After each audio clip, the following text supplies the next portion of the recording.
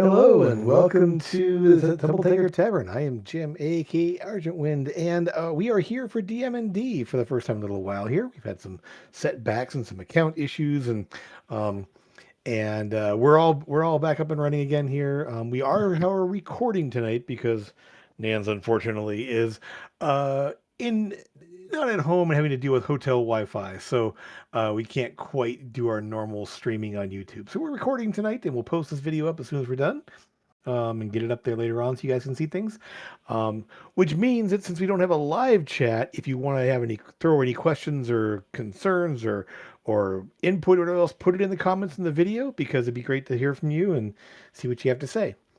Uh, but today we are zeroing on the game. We're talking about session zeros. We have discussed session zeros in pieces in past episodes, but we never really delved into it. And part of the reason we're delving into it now is I'm about to have a new session zero because I'm starting a new campaign in the next couple of weeks. I haven't set a firm date yet, but I will be setting up for a session zero here soon. So that'll be a good time to really talk about that. And Nans, you started up many campaigns, so you've had a lot of session zeros. I have, and I've started prepping for Humblewood, so I've also Oh, started looking at my session zero and what it's going to look like. excellent. And so you're doing a Humblewood campaign. That's awesome. I do love Humblewood. I actually did back them on Kickstarter, and I do have them. I do have the book up there.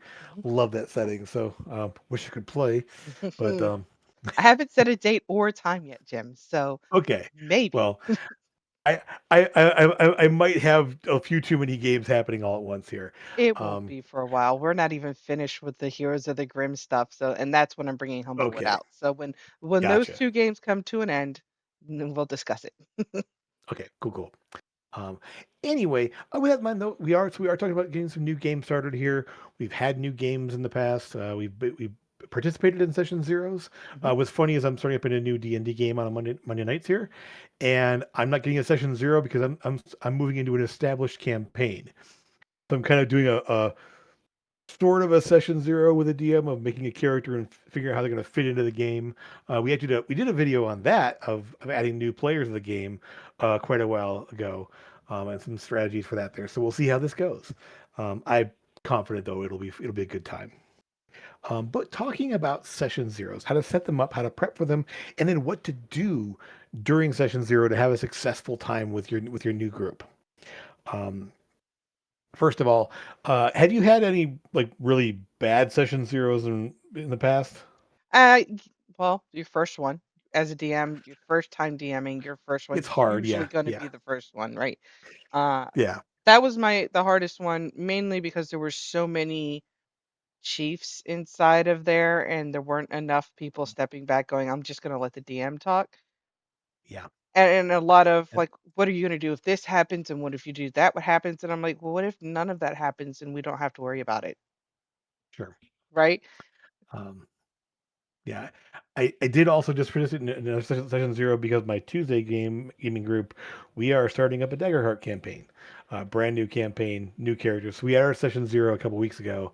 It went well, but this is a really long time established group of friends, so we all know each other. We all know our yeses and nos and all that kind of stuff. We've been playing together for years. Hmm. Just a new campaign to go here, but that brings us up on how to have a good session zero.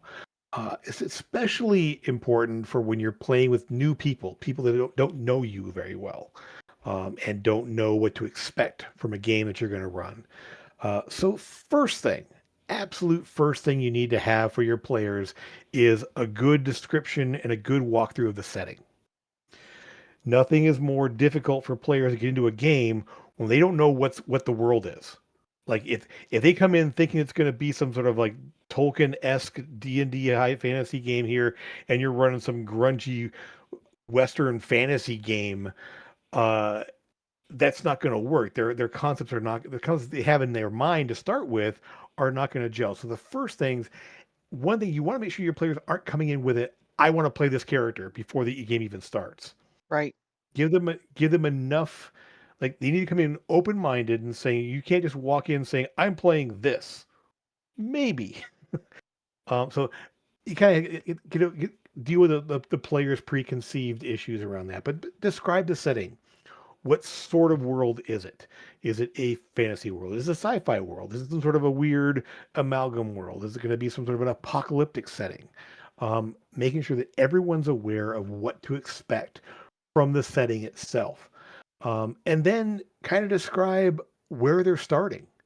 If they're wanting to make these like these guild rogue type characters, and you're starting in a farm village, that's going to be a fish out of water situation of like, how did you even get there? Like you're a city rogue with no idea why you're 1,000 miles from the nearest really decent sized city. So again, getting them not only the overworld here, but where they're starting as players, and kind of describing that to them. It's a rural village out in the middle of a farming territory, or it's a small town in a small lumber town in the middle of a BFG. uh, yeah, wooded area about a couple 100 miles from the nearest city. Um, but so yeah, having some sort of a primer for them, some sort of a description of what the world and where they're starting. Um, and a other big thing about the setting they have to be aware of is what sort of species are there? Like they want to come in and play a goblin, and your whole thing was goblins are going to be terrible things, or they want to come in playing a character who's a Goliath. They don't exist in your world. That can be a difficult thing. So again, kind of giving them that knowledge of what's going to be available to them is super important. Having a good session zero to create characters and put themselves in your world. Have you ever run into issues like that where someone kind of came in expecting to play a certain type of game and they were totally wrong? I did. He's no longer on the server. He came in expecting to be able to play a red dragonborn, and I told him right up front, you can play a red dragonborn. I have no problems with that. However, I do know that red dragons in general, are evil creatures. I don't In play an this, evil campaign. Like it's just not going to happen. sure. So you can play something that is close to it, but you're not going to play an evil character. PvP doesn't exist in my worlds. It's not fun for anybody, so why do it? If Yeah, you're it's joking around playing and everybody's having fun at it because nobody's sure. actually getting hurt, yes. But Yeah, not where you're actively trying to hurt the other players. That's not fun at all. yeah, yeah. And so that's going to lead us into our second kind of big category of things here. But yeah, I've had players would come in expecting to, or they'll do things in their background of like, well, my village was burned down by orcs. Like orcs are a civilized people in this world. What are you talking about? They don't burn villages. Mm-mm. Well, then these things here, those don't exist in this world. So Mhm. one thing I want to caution you from is you rather than saying, oh no, you can't do that, find the compromise. Like Red Dragonborn are an evil group of evil cult of dragon worshipping nut jobs who want to burn everything. Mhm. But Gold Dragon Barn exists there. They also do fire, and they're not that. Right. um, and so the idea of like that element of compromise and just not just saying no, you can't do that, or just kind of a clarification situation of like, I need to spell out like this is what this world has. So here's some options to make that work without throwing it out and throwing it in the trash can. Now, be aware there are some players that are so like, I'm playing this, and this is my character, and I'm doing this. You have to work with that. And so hopefully you can work around with them, find a compromise. They may have to just throw that character idea out because they won't let it go and find something else that's going to work. So there is Yeah. that give and take of and it's something that like you're I want to play this. I don't even have those in this world. But could I make them part of the world? Sure, let's try that and see. Let's say you're from this region over here originally, and let's figure out how you got from there to here. So the idea of like like fantasy worlds is they're big places. And campaigns often, especially at the start, are fairly narrow geographically. So there's a lot of area out there to put things in to accommodate things that players may want. and it's a matter of how do you adapt it and incorporate that in your world. Um, if it can be done, sometimes it just doesn't work. So, but yeah, being aware of that. Um, but one thing you mentioned there that's really important is kind of the second big thing for session zero is the tone. And so an evil campaign is a tone where players are going to be able to be evil, and they're gonna want to murder hobo their way across the countryside and like burn down villages and all that. That may not be the tone for this game, and so making it clear what the tone is intending to be. Um, and like this is a high fantasy, high magic. Well, I'm a barbarian who doesn't believe magic exists, dude. The guy right there is like casting magic. Like that's not going to work. The tone of that doesn't work in this game. I mean, Or I I'm could. playing a high fantasy wizard. I mean, you can do something kind of almost like a joke character of like, no, it doesn't exist. It's not real. Oh, it's not. It's just a trick. It's not real. Yeah, you could But almost play into it, but like your character's going to have character growth fairly quickly. And I will make yeah, sure that that is said right off the bat. Like your yeah, tribe might not believe in magic and there not might not be magic within your tribe, but now you're in the big world. And in the big world, yeah, magic exists. So yeah. reality check will happen fairly quickly. So, and that may be like if somebody wants to do something like that and it doesn't fit the tone there, how do you either adapt the character's background to make it fit, or how are they going to need to grow into the wider world there? Again, it's a challenge there and how you want to deal with it there. So they may want to go with something that's off the tone a little bit, but you need to be willing to adjust to fit the tone. Hmm. Um, I'm a I'm a murdering psychopath, but now I have to be a good guy and help people instead. Like, how is that going to happen? How is that change going to take place? Um, because I that's that's where so we'll get kind of what happens after session zero, and some of these are going to be kind of things that kind of adapt after session zero. Hmm. Um, but again, it's that what tone are you going to set for the game there? Is it going to be a high magic game? Is it going to be a gritty, dark horror type game? Is it going to be some sort of a survival? Going to be a lot of dungeon crawls, a lot of political intrigue. Are you going to be in large cities for the most part, or is it going to be like wide world spanning traveling? Those are all different tones for the game, and that's going to be something that players need to be aware of.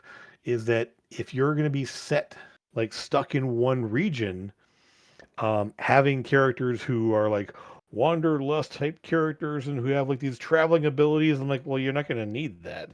Like this campaign is not going to go more than 1 or 2 days travel from the central point, at least to start with, anyway. So um, that's where it's kind of like again what the tone is, and that's something that will adapt over time in the game. You might incorporate more things as you go along, but it's not something that you're gonna have someone immediately like I am a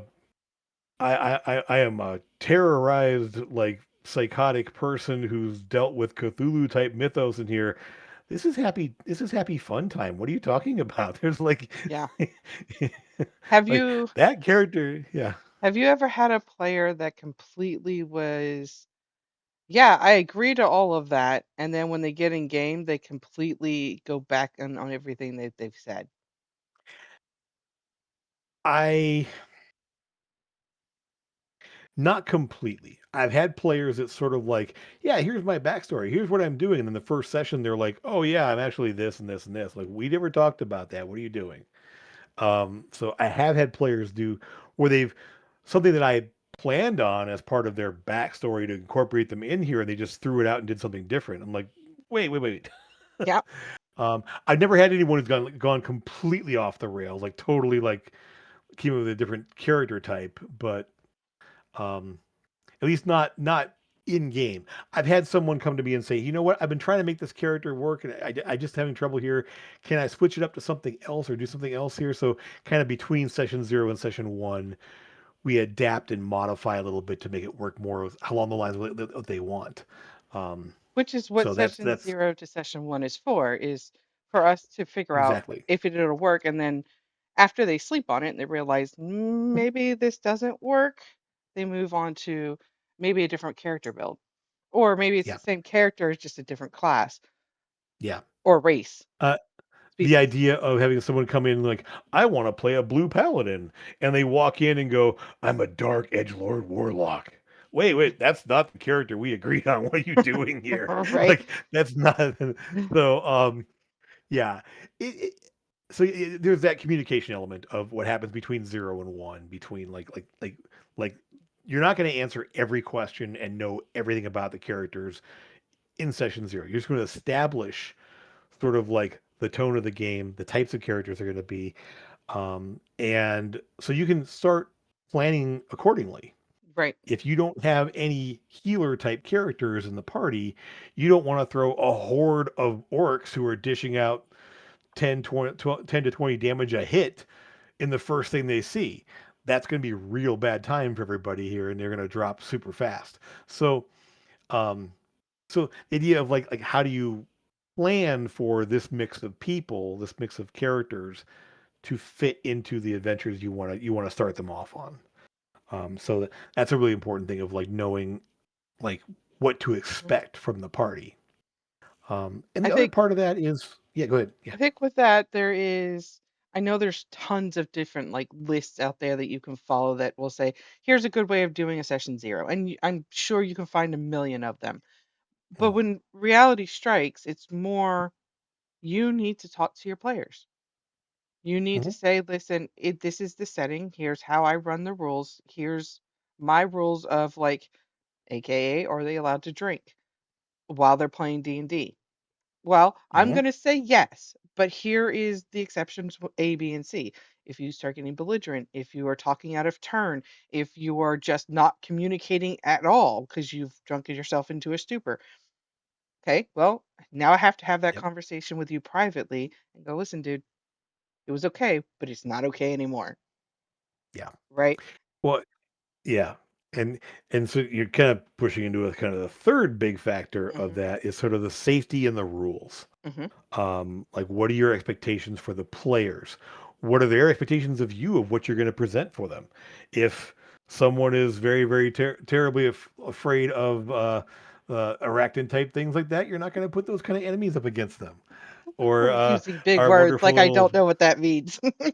I That's know. Well, I didn't want to talk about the C word either because I no, mean, no, we don't do that one at all. yeah, And yeah. we're not the So, see you next um, Tuesday people. It's the other ones. yeah, no, it's yeah, yes, honka honka, yes. Um, with it, so yeah, so again, we get into sort of, so there's a whole other thing about session zeros, especially talking about safety tools and the hard nose and the soft nose and what things players can expect from a game and what's not going to be a thing in the part. So you don't want to find out that, oh, someone's really deathly afraid of these things. It doesn't even want to have them described or even named in a situation. So avoid that. Um, and understand that you're not going to be able to hit every single possible like what's going to mess with people's heads or what else that or what's going to be a problem for someone. Or you might forget. And this is where you want to establish something early on in your session 0 and early on in your first couple of sessions here of the safety tools like the X card of like Mhm. somebody can let them know they absolutely should be able to say, can we move past that or send you a quick little like message or something like that, or pass you a note or hold up a card or whatever it's going to be in at your game. But they need to have some way of kind of like let's move past that. Let's not go there. Right. Because Also, nothing ruins a game. Yeah. like they say they have the X card. Like say I toss up the X card in one of the games. I, as a player, would expect to have a conversation with the DM afterwards, like, "Hey, DM, this is what I was pushing past because I'm not comfortable with that, or it got a little too real for me." So that way the DM knows how far they can push it before you have to throw that card. Because I know Yeah. sometimes a lot of us we joke around and we're like, and we fade to black, right? Because everybody knows Sure. what happens when you hear the words we fade to black, right? But some people Sure. don't even like to get to that point, so you have to have that conversation once they throw that card. As the DM, you have to go to them and say, okay, where was it? Where was that line that we crossed so we Hmm. don't cross it again? Yeah. Don't let it fester because if you don't find out what that is, that player's just going to walk away from your table Yeah. and then you're having Yeah. to look for more people. Yeah. It is so establishing that early on, establishing the communication expectation as well is super important. So, um, I know some people are like, "Oh, we shouldn't need to worry about that." I mean, yes, we do. We are telling a story together. We are there can be very emotional things happening. There's a high energy. Hmm. There's depressing stuff that can happen. All these things, and there's definitely some things that can be described or talked about or role played in some way that can bother someone. And so be aware of that and make sure the expectation is there right from the start that if somebody has a problem, they can Hmm.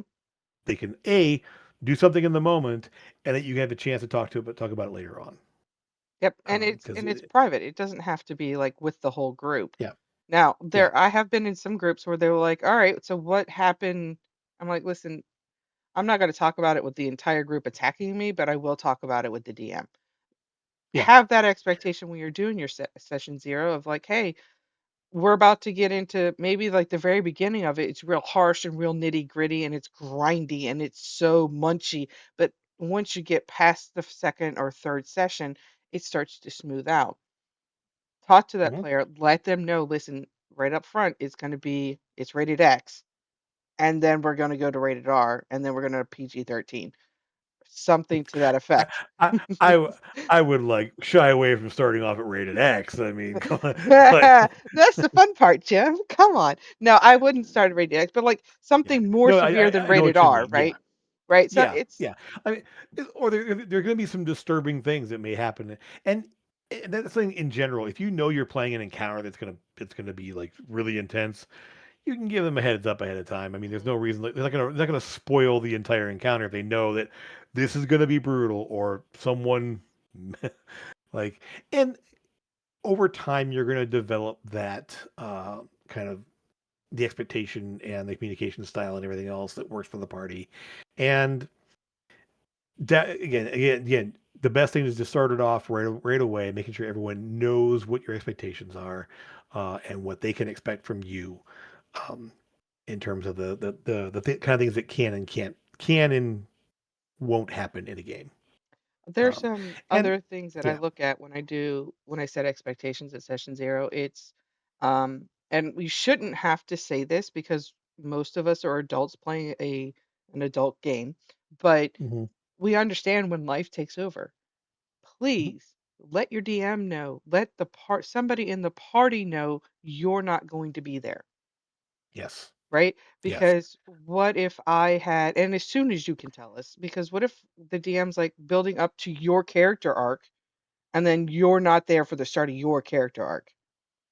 it's It's happened many times. it's Yes. nothing like coming back from a week off because you had some family emergency and then all of a sudden you're like, oh, but like I had the thing. Yeah, we hmm know. We're aware. Yeah, But like most of us were there for that session. That's the other thing I'm telling them. If I have three players, we're playing. yeah, So yeah, that yeah, yeah. The expectations of like what's the minimum number of players I'm gonna run with. hmm What's the now? I would say one thing I would strongly encourage you to do is don't do your first session without the whole party there. like, No, your whole party needs to be there. Session one. now, unless everyone's aware. Now, it could be an interesting thing where it's like, okay, well, yeah, you know what, we're gonna start here, but hey, tell you what, we're gonna work out a way for you to come in session two, hmm and so you can do again communication, talk to them about that. Yep. But if the player comes to you and says, I know we're starting on this date here, but I've got to be out of town that time and I can't play then, like, and so that make that thing here, we could just delay it a week, or we could do it this way where you come in session two and like swoop in and save the day, hmm or sneak in off camera, or whatever else that. And again, it kind of depends on what you establish as the initial start for the campaign. Um, this is also an important thing, and it kind of gets back into setting and in setting things up. There is in session zero, you want to have at least figure out what the relationship of the characters are going to be. If hmm there's going to be no relationship, they need to know that. Or if you want to say, hey, feel free to say that you want to take somebody else there, and then you know each other ahead of time, and kind of establish those relationships there. And that's a great thing to do in session zero. Like say, hey, we both have a similar background, and we're both dwarves. Can we be like from the same place, or Or do we not know each other at all, and we're going to be a rivalry because we're now two different clans Right. of dwarves? What else that? So again, but had as they're getting character ideas, encourage those sort of like initial relationships, initial things. I mean, you can always just say, "Hey, yeah, there's five people sitting around in a bar, and something happens. Hey, you're a party. Have I fun." I've Um, done that. That's that not it I is not easy to do because It's the tricky. I did it too suspicion with you is guys. Yeah. way up high. Yeah. It Yep. Yep. I I For I like some people, I will say yes. for some people, and but that's one of the things that too is that like if you've established in session zero, this is how we're going to start, and you choose to walk in and goes, I don't know any of you, and I'm not going to work with any of you. Mhm. Well, you've blown the session one out of the water at this point here, Right. knowing that okay, I don't know about this, but I'm open to see what happens. So it is a very important thing to kind of establish there. It's like, hey, uh, so we know that session one we're starting off in this place. Mhm. Maybe not know exactly what's going on, but we're gonna start off in this place here, and we know that you two know each other, and that you don't know anybody, and that you two know each other, and Mhm. we'll work it out from that point there. So establishing those relationships and how to do things. I like So doing that because one, RP is easier to do, yeah. and they have the entire week or two, depending on when it is that you have your session zero to when you're starting the game. Like they Mhm. have time to communicate with each other and go, all right, here's what I have for my backstory. Here's what you have for your backstory. Where are they going to mesh in between? Or did we meet each other on the road? And if we did, we meet each other on the road, who saved whose life, or like were we just jumping in to save somebody else's life? Like they get to Sure. have that role play before game even starts, and that makes them Mhm. more excited about starting the game, which Yeah. everybody's already excited about. Now they're at a secondary level, which you can then come out with 12 goblins and mow down the party, and they don't feel bad about it at all because they're already on cloud nine, right? Because a new session Yeah. has started, they've got that high RP already going, and then it's Mhm. okay, level one, 12 goblins, that's probably a lot. We may want to leave this city, right? Yeah. And then you can get them out in the wilderness. It's such Session zero is such a good opener on where to figure out where to put your party in your world, Yeah. right? Yeah. Like, yes, you want to describe where they're at, you want to describe the world in general, but in your head, you're still formulating what city are they in?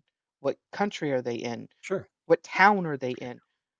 I would encourage to have an idea of that because the Hmm. idea that if you don't like, because the idea of you don't need to tell them everything about the whole place Exactly. there, unless it's a situation where hey, you guys all grew up here and you all know each other because you grew up in the same place, Hmm. and this is the type of game it's going to be. So again, establish that in the session zero so they know, oh, we all know each other already, and something's going to happen. Okay, Yep. um, and so that's again establishing that early on helps everyone make their characters, helps them be connected, or not be connected if that's more appropriate to Hmm. this to how things are going to start. So again, it does come down to communication, getting them out there. One thing I in because something you said there jogged something in my mind here. I wanted to throw out there. Don't walk in and lore dump the entire world on them in session zero. That's not the place for it. Give them a high level, like a little bit here and there, like, okay, we're in this part of the world. This is kind of what the environment is like. Um, oh, and there's like this big thing happened like 40 years ago, and it's kind of messed up the world a bit here. So you all would know that. Just the things that they would know in general, like, Hmm. oh, and these two countries over to the east are at war. Like like those Hmm. are kind of big things there. So now they can say, "Oh, you know what? I'm a soldier who went AWOL from that war, and I'm here now." And like, "Oh, my village got overrun because of that war, and now my family fled from there, and now we're here." So it gives them things to hook onto the world and help them develop their character. But you're not explaining why they're at war and what this and who's in charge and what the general's name is, and like, oh God, no, just too much. Like, Don't like, need all the and don't NPCs' backstories. We just need your backstories, okay? Yeah, exactly. Enough to get them into the world and know a bit about it. But then like the idea there. Now the cool thing is that one thing I love doing about doing it that way as well is if the player comes up with an idea of, yeah, I was in a village that was in the middle of that war and got right there. Okay, How far away was that village? Who like tell me about that village. And now you can like place it on the map and now there's suddenly something that the player added to the world as part of their backstory. Mhm, A great way to immerse them into it. Or, oh, my father was a general in the war in the northern countries war. And I didn't want to fight, so I left and he's going to send things after he may send people after me at some point to drag me back to fight in the war. mhm, Like again, you've established a connection to something in the world, and they're, oh, I am a wizard who got trained in this magic school, and suddenly you're placing Hogwarts somewhere on the map or something along those lines, or Strixhaven or something like that. And so like you now have added a new thing into the world because the player wanted something in their backstory that maybe you didn't have initially, mhm, but you can add it to accommodate something that they want to have in their backstory there. And now you got ways, you got plot hooks for days, mhm. like down the road. If you want to like, Yeah. oh, you're being called back there because the school's in trouble, and like like they're calling back all the alumni to go back and Mhm. help with this problem. Okay, well, come on, guy, let's go. We'll get Yeah. lots of money and magic items. Or my favorite is like, is that assassin from my father or mother? Did Hmm. my parent send that particular assassin after me? Well, Hmm. no, because that's not the right marking. Wait, what do you know about an assassin coming after you? So now you've got more character growth with RP through each other. And then, Yep. or my other favorite is like, why do we have assassins at all? Like, what did Yeah. we do? I'm like, well, now you Yeah. have to go find a village and Yeah. find out. Like, Yeah. it's Like, oh, have this guy's got something. There's a bounty on us. No, mm, there's a bounty on you. What the heck? yeah. What did What did you you do? do? Right? Yeah. Yeah. So all these things, and so much of this can come out of that session zero, and obviously a lot more will come out later on as you're playing. But establishing some of those things early on in session zero helps to bring the characters into the world, bring the players into the world, and help you add a connection to each other, to everything around Mhm. them. And your session zero is a lot more successful because now you not only have your characters, you know who your cast is, but they're established in some way. Yep. I mean, not entirely. You don't know their entire backstory. And that I don't expect someone walking into session zero with a 3-page backstory and detailed 12 NPCs rolls that. Some people may do that, and you can pick and choose out of that and pick things out of there. But there's a nice balance in there of just like, hey, yeah, I'm from this part of the world. I've got some siblings. I don't see my parents at all, um, and kind of go from there. Like, It's speaking of backstories and session zeros, I like to tell my players if you get me a backstory, I will use it to the best of my abilities, but please do not be offended if I don't. It's not yeah, that like I don't like your backstory. Your backstory could be great, could be phenomenal. However, your backstory got resolved and ended within your backstory. yeah, I'm not seeing a way to connect your backstory to what's going on in the world because hmm, you resolved it all. If you would like yeah, to redact some of that, I'm willing to talk to you and figure out how we can sure, figure out how to make that work. I have had sure, players who have given me full, complete backstories, and I've hmm, gone, "This is a great backstory, but what do you want me to do with it?" yeah, Like this is not yeah, a workable, feasible thing. And it's no yeah, offense to you. It's great backstory, but come on, give me something to yeah, work with if you want me to work it in. If you're legitimately yeah, giving me a backstory just to understand your character, and yes, they would totally jump off the airship, then yes, I'm totally going to be okay with you yeah, doing the weird, obscure things. Like I hmm, gave you the backstory of Sora, who was naive. hmm, Yes, as a naive person, she's gonna jump off a yep, ship to go help the thing, right? sure. That's what Yeah. they do. But And there's it also the fact that you give someone family, you give someone connections, mhm, and those can be now I would say as like you may ward someone because I did not get this warning here that the person will use my backstory and destroy my entire backstory in the first like 2 sessions. Like, what the heck? You killed my best friend. You basically brought my parents in. You almost killed my parents. What are you doing? Like holy crap! This isn't you. This is somebody no, else. no, because I Now didn't you kill can your bring parents. no, you didn't. And that's the thing. They came in later on. They were part of the story at some point there. My brother was a part of the story, Your brother became a and huge part so of the story. exactly. So that's where I mean, again. giving someone that gift of like, hey, as part of my backstory, here's some things to play with. Mhm. And they may do it, they might not. It may be important, it might not be important. I mean, the idea of having that sort of in the background where you can use it if you need it or if it makes sense, then do it there. I just caution, so like I said, the game I was in where it's like, oh yeah, I had a I had a rival in a city. I had a best friend who I'd worked with on a bunch of different things like that, and so someone that I knew, a connection that I had. Um, I had some classmates from school that I'd talked about there, and those were sort of a distant passing. I didn't worry about that. I was just saying, yeah, I had some of these people there, Mhm. but like then one of the first sessions, the city where my rival and best friend were got destroyed, Mhm. and they were gone. Like, oh, so my backstory is now like three-fourths of my backstory is now eliminated. Like, Yeah. okay, well, Mhm. there goes my connection to the world. Right. Yeah. It's a fine balance when players give It is. DMs backstories because a lot of players like you are tentative to put living parents, siblings, Mhm, friends inside their backstory because they're afraid DMs are going to take it and kill their friends or family members, right? mhm. I don't particularly like doing it. The threat of killing them, yes, but Sure, not sure. right out killing them because, like, what are you going to fight for Yeah, then, yeah. right? And that's what it was. I mean, like I had developed a connection, I had developed a rival, and it was like it didn't matter because it just tossed. Mhm. Eh, and so like treat it with some respect, treat it with or just say that's really cool. We'll see if this comes into play.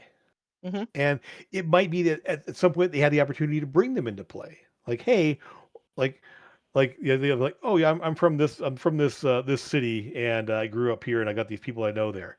And like, oh, you have a job that takes you to that city. Mhm. Go ahead. Mhm. Like, I'm gonna go find my friend. I'm gonna go check in with my parents. I'm gonna go do this. And so, like, okay, now that you're here, Free room and you can board. kind of yes, exactly. So, like, and again, it adds a role playing connection to the other players. It adds something to this the Mhm. story else that so I encourage that, but again, it's not going to be something that's like required and um it's yeah, but again, that's something maybe established in session zero or maybe not. Maybe just have like it's something that as a DM you can kind of go, oh, I'm going to file that away. That might be something Yep. useful later on. And then somewhere down the road, you can kind of go pull them aside, saying, "Hey, an adventure's going to go in here. Are you willing to let me use this from your backstory?" Right. Or if the player knows you well enough and they just say they just expect you to do that, then go ahead and grab it. Mhm. I have done a session 0 that I think I'm gonna bring back. It was really enjoyable, the players really liked it. They were individual session 0s, Mm, right? So I could sit down with that individual player, they were locked in a prison cell, their only goal was to get out. I gave them the okay. scene, like, there's a guard sitting at a table, the other guards are off having a party, they're all drunk. This one's pissed Hmm. off because he's not being able to drink and eat and be at the party, he has to watch you. Right? Right. And then somebody brings him food and alcohol, and now he's starting to get a little tipsy and he falls asleep. How do you get out of your cell? Yep. Right? And there's always clues for the individual class and background. It gives me a way to figure out who they are going to play as their character. Yeah. That way, when Yeah. it comes into the real world, can mesh the party together a little bit easier. So I think Hmm. for when I start up Humblewood, I'm going to be doing the same thing and take each player Nice. individually and just have that little one-on-one with them. It's also a good way of like tweaking the character. Like it didn't Hmm. work the way you thought it was. It wasn't that your roles were bad. It just didn't mesh well with what we Hmm. were doing. Let's tweak your character. Sure. Yeah. Um, I like one thing I like too is I had this idea of like kind of a session zero also being level zero. Like Hmm. you're not established as a character yet. You're going to get things in that first like Hmm. session 0.5 or whatever else like that, where it's like, hey, something happens. You guys are here. What do you do?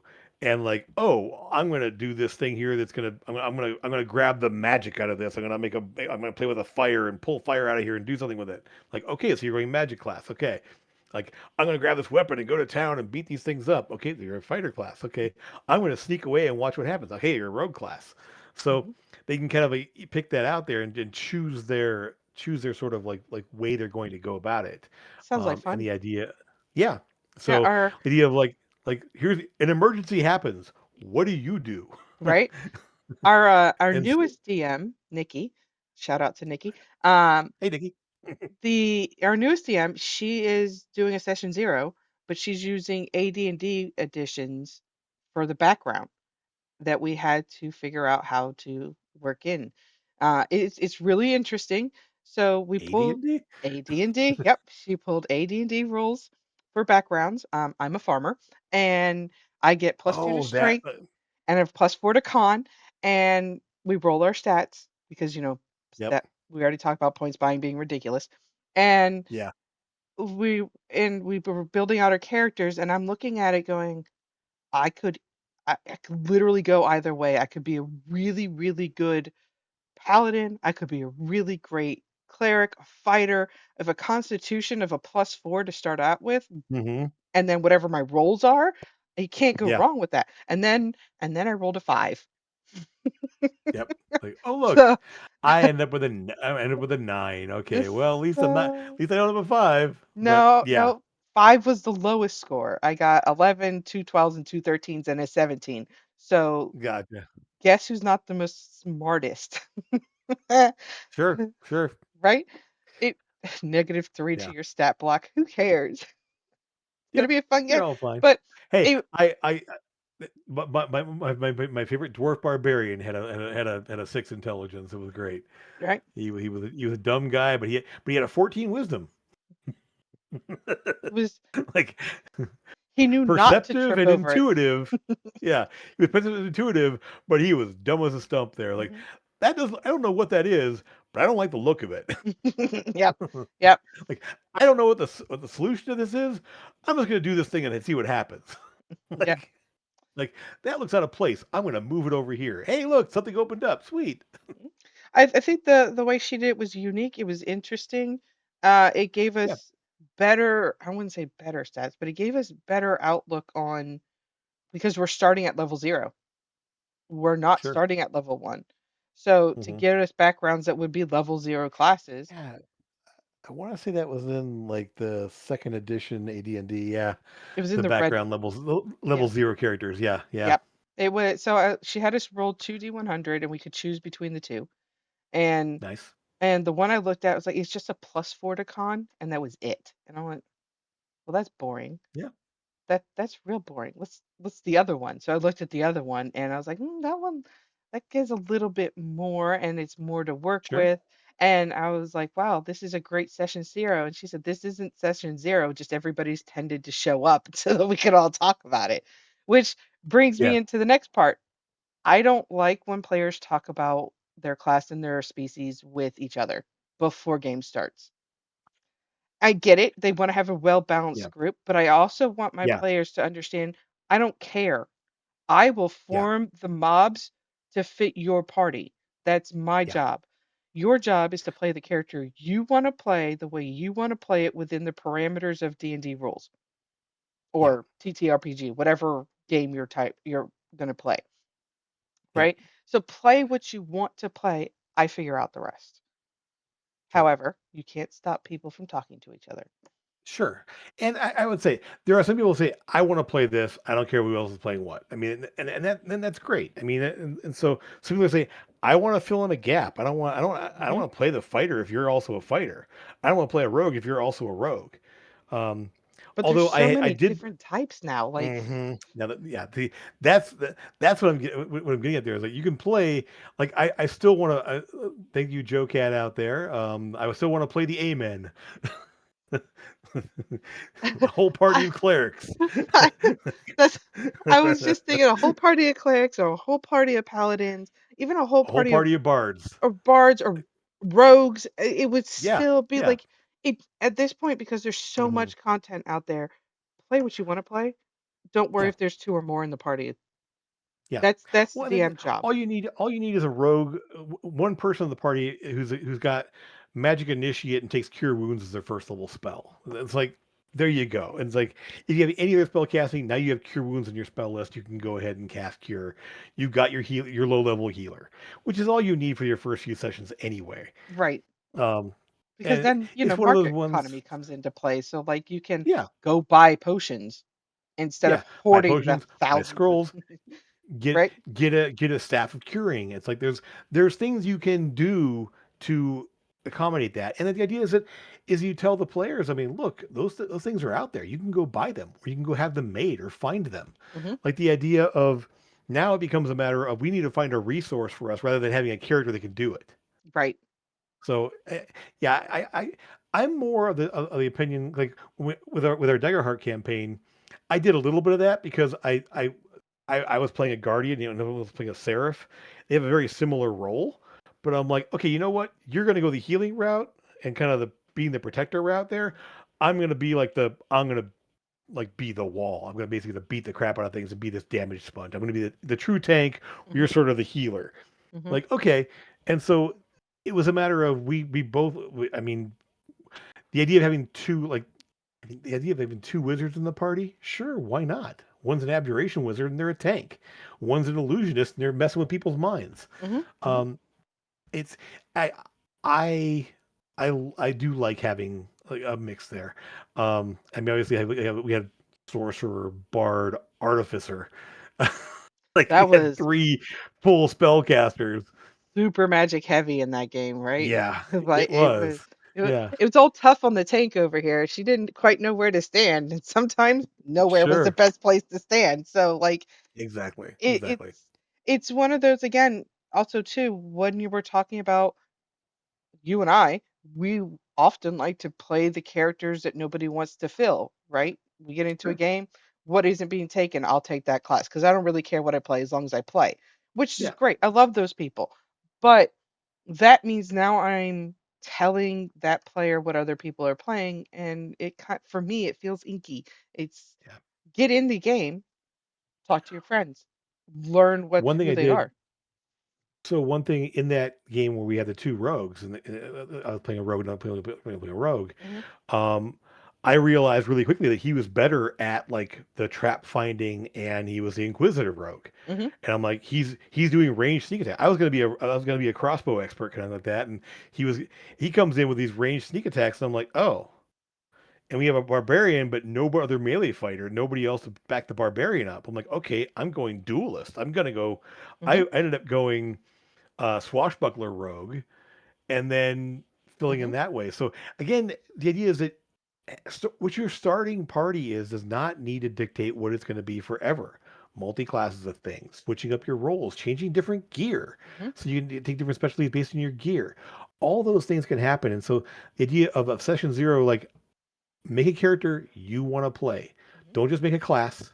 Don't just make a race, a species, whatever. Hmm. Like you don't need to make this like I am making this end game character. Now you're making a starting character. Yep. Even though you're level one this, and I will say too, I am of the opinion as well. I always tell my players this as well, is that your first couple of sessions, if you want to swap out proficiencies, hell, if you want to swap out classes, as long as it's not a drastic class of like, I'm going to go from a wizard to a fighter. No, wizard to a bard, even wizard to a cleric, maybe if you Hmm. like if you want to switch up spellcaster classes, you want to switch from a barbarian to a fighter or vice Hmm. versa, whatever else that.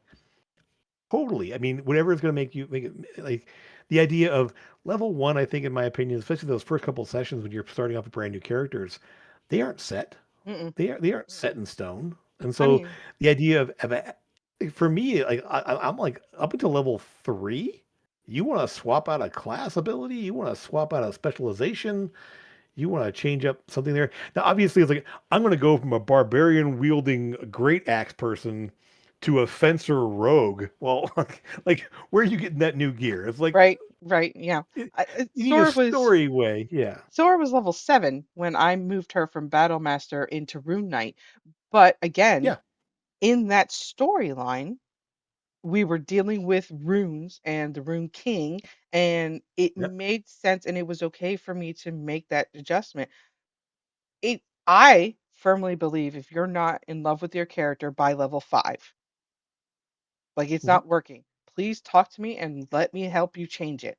If it means Yeah. coming in with the same name, but now you're proficient in being a wizard instead of being a fighter, that's fine because by level Yeah. 5, your backstory hasn't fully taken over yet.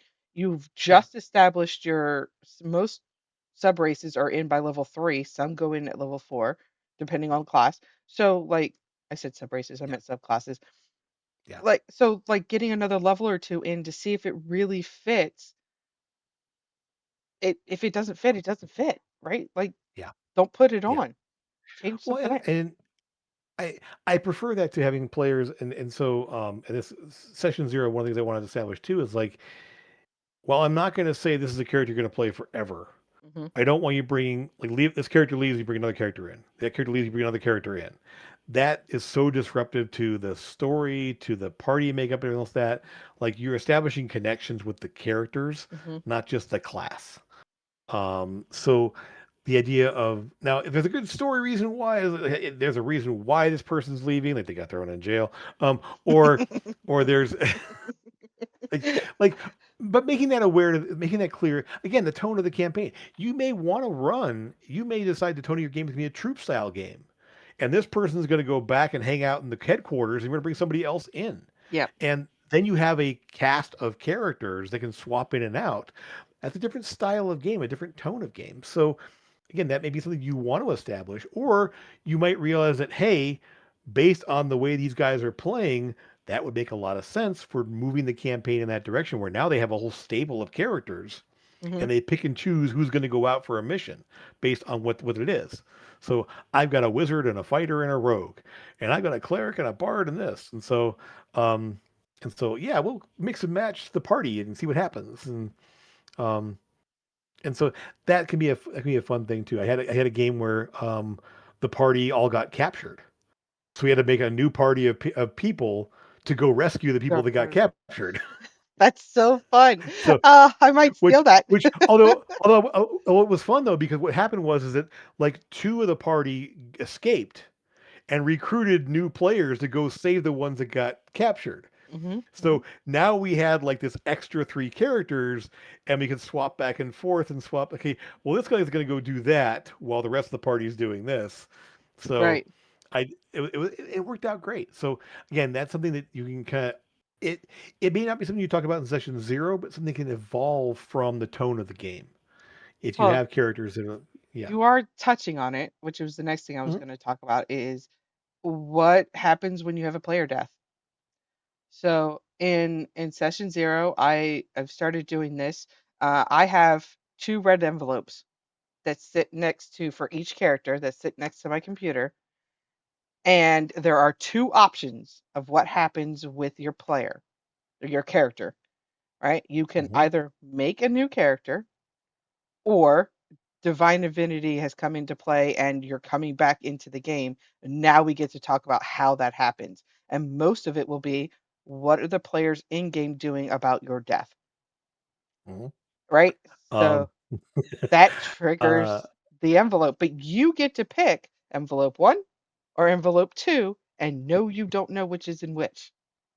oh wow, you don't know? Okay, Like you wow. know, because I told you one is one and one is the other, but you don't know Okay, which yeah, yeah. envelope holds which That's what I'm card. saying. So I Yeah. pick an envelope and I'm planning to come back and oh nope, he's dead dead. I gotta make a new character now. So see, Yep. for me, I always make a backup character every time I play a game.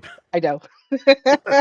Like I'm aware. I I expect my character could very well die. Hmm. And and again, that's something you establish at session zero. You're perfectly Yep. right on there. You have your two envelopes. You say that yes, character death is a real thing, Hmm. um, and it might be in this game. Resurrection magic really isn't a thing unless it's like super rare or it needs to be like extremely difficult to do. Hmm. Um, it's yeah, the idea of yeah, it's possible, but And it's not likely. sometimes So the higher powers have a better idea, right? And yeah, I'm not talking about me. Like it's again, yeah, it's on the yeah, player. They're deciding they did whatever they did to have their player end up dying because mhm, you still have choices. The party has choices. Then out of game, the DM and I, me and the player, will have a conversation. Which envelope do you want? pick left or Hmm. right, and I'm going to open it up in front of you and show you what it is, because Yep. we're virtual. Dead. Yep, no, it's not that mean. If they have the spirituality, if they're connected to a deity, it's a letter from Sure. their deity. Like, hey, Sure. it's time to come home. Like you did what you Yep. could do. And then the other Yep. one, it's like, hey, no, get back in there. And there might be like a footprint, and I follow the Yep. words in the footprint. This is your kick to get back into play, right? Yep. It's something specific to their character. So these envelopes, like currently right now, I have 16 envelopes sitting Wow. next to me of because I have 6 players, 8 player, four, I don't know how many players. I have a lot of players shuffling around right now, but I have Sure. envelopes Sure. for each one of them, and they were all told the same information. You can die. It's D&D. It happens. Hmm. I'm not targeting you specifically. Sure. Sure. The monster might be, because if you're playing a wizard, I'm sorry, but Geek the Mage is still a thing. Every fighter in the world knows, whether you're in game or out of game, knows that Yep. the squishy wizard in the back is the person you're supposed Yep. to kill first. Take out the healer. Take out. Right? The wizard, the healer, the Yep. warlock, the sorcerer, you get rid of them Yeah. first, because then it's just toe to toe, right? Hmm. So Yeah. yeah, and it's if you're gonna play the Glass Canyon, this is a Mhm. possibility you have to be aware of. And yes, I do want you to get attached to your character, but in the back of your mind, please understand that character death is a thing. We'll have to deal through it within the party through roleplay, and if you Mhm. come back or not is all dependent on what you choose out of game Yep. based on the envelopes. Yep. Um, Yep. I did do Yeah. once Bodex before. are a thing. Wait, Bodaks are a thing. They are. They absolutely are. I want you to know I've tried that once in your game for the first time, and I've been too scared to do it ever since. As it is, I get the X card when I put stairs in front of my players. So Oh my god. I'm, I can't even put stairs in front of my players. Yep. It's so like it's that type of thing where I'm going, this is going to be what happens. Yeah. I don't mean to kill your character. I really don't. Sure. And it's sad when a player character dies. I mean, Sora died. Yeah. How Mhm. many times did Sora die? Like she went Twice. down a bunch No, in she one only fight. died once. Yeah, and Yeah, she revived. So yeah, yes, yeah, she died once, but yeah, she has been down yeah, a lot of times.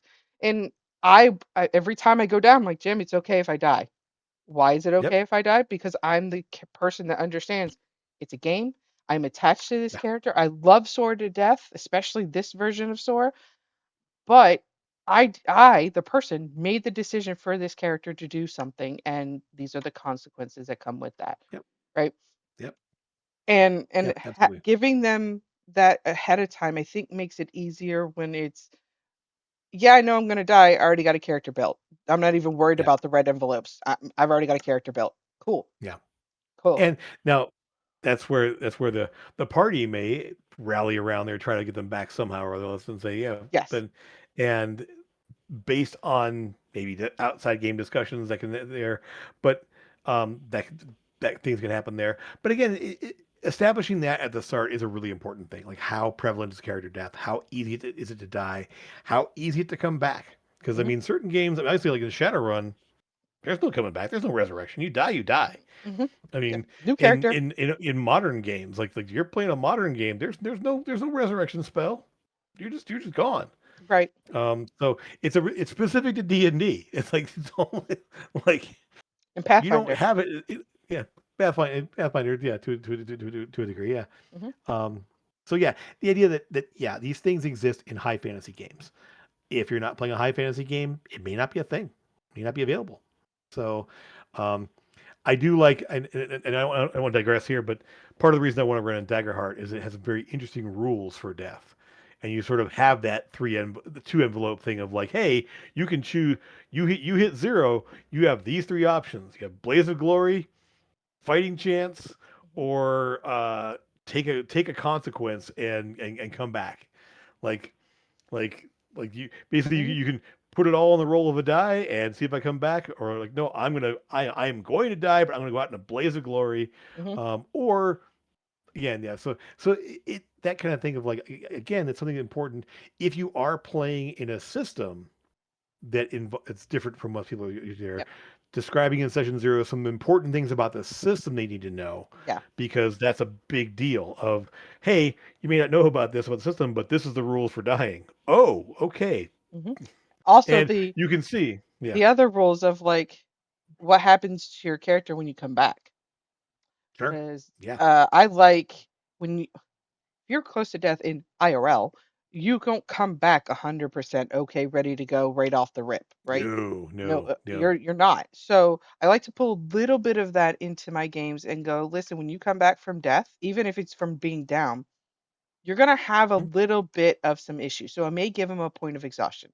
If you sure, came back from a DD giving you the kick to go back, you're gonna have a little bit more than that, and yeah, you may not be able to do much of anything for the next two sessions because you're recovering, which sure. I hope plans up with or lines up specifically with I'm going to be out of town for the next 2 weeks. So now I don't have to worry about what your character's doing, right? Sure. And that brings me to my last point for session zero. What do you do with your characters when the player's not there? Something to establish, definitely right off the bat there. Hmm. So typically, it's like, it it it depends. I mean, I try not to NPC them. I Hmm. mean, it's one thing if it's a situation where they could feasibly, story wise, wander off to go do something on their own, Hmm. then I do that. If it's okay, they're there, they're just gonna hang back and not do much. That's fine. Um, like there are certain situations you can't get away from the fact that you just can't disappear. Like they're there, this is happening. You're in the middle of something. Hmm. Like so, I typically will not run their characters. Hmm. And I think I explained this to the folks here. Is that usually I'll just like, yeah, if they're going to be in the back, they're going to do this one thing every round, and if I forget, I forget. Like I'm not going to worry. Like or or if the players say, hey, we need help with this, go do that. Okay, go do that. Like Hmm. so so like the idea of treat them as if they're there but not as effective as they normally would be. If there's a chance for them to just be away or unconscious or like something has happened or whatever else that, then that's a good route to go. Um, I guess it always depends on the where you are in the adventure. Like if you're in the middle of a city, they wandered off to go do some shopping or crafting or whatever else that. So we're going to focus on you guys while they go do their thing. Hmm. Hmm. Um, I so tried to do the if especially if we've already done initiative order and we're picking yeah, up initiative the next week. If they're already there, I will NPC them or I will play them. Or, yeah, hey, you know that person really well. They told me they're okay with you running their character. Here's the stat block. Have fun, right? yeah. Or I'll do it. But I don't like playing other people's characters, and I No, don't like generally letting other people play other people's no, characters because yeah, what if they make the decision and you die? yeah, Right? Because we already yeah, had the conversation about what happens with death, but I wasn't there.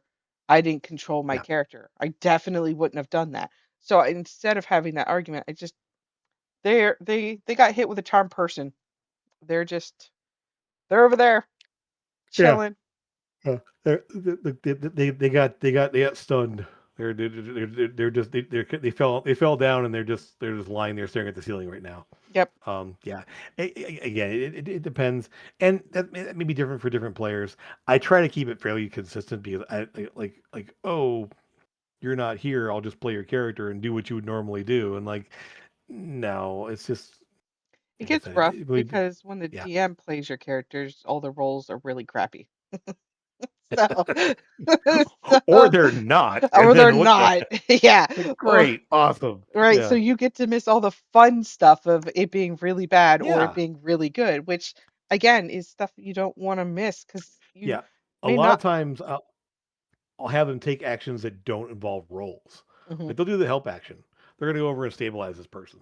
They're gonna like literally. I'll just have them do things that don't require them to be the focus. Where it's like, oh yeah, they're just gonna be back here looking at this thing or trying to find this out, or I can't tell they're you watching your back to make sure no one sneaks up on you. how many times Like, did S cast bless or Eldon cast bless and he wasn't there. He's like he's here, but he's gonna cast bless, and that's what he's focusing on right now Yep. because it is a Yep. concentration based spell. Yep. So He's gonna hang back and maintain concentration and not get hit. Cool. yep, yep. He's gonna go back over here and hide and make sure they like oh Hmm. crap, it needs to be done. Boop. Okay, fine. Hmm. Yeah. But I'm not making an attack roll or return. I'm not doing like no, he's Hmm. gonna hang back and do like nothing. Yeah. So yeah. Yeah. So yeah, I think we're about out of time here, but I think uh yeah, we actually went a little overtime, I think. Uh, Because we started early. we did So start a little early. You did. We've yeah, been, yeah. yeah. Yeah. It's So anyway, yeah, it is a very thing. Session zero establishes the tone of the campaign, the characters, the interactions. It's really where the whole thing starts, and obviously, but at the same time, it's not. You're jumping into the adventure. You're planning and getting everyone ready for it. So you're not just like, hey, it's first level, roll initiative. What? What's going on? What's happening? Yeah.